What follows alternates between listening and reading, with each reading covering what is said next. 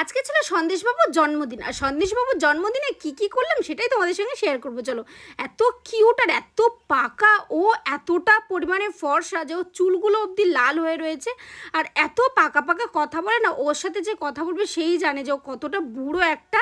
তো ও হচ্ছে আমার একটা বোনের ছেলে। তো ওর জন্মদিনে গিয়েছিলাম, আর এখানে হচ্ছে কেক পায়েস খেলাম, তারপরে বিরিয়ানি খেয়েছিলাম। বিরিয়ানিটা কিন্তু ভালোই বানিয়েছিল।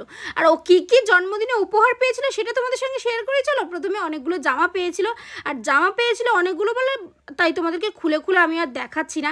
আর এই সফট টয়টা আমি ওকে দিয়েছিলাম। আর তারপর ও 4-5 রকমের কফি মাগ পেয়েছে, মানে বাচ্চা তাও কতগুলো কফি মাগ, বড় হয়ে আস্তে আস্তে ও খেতে পারবে।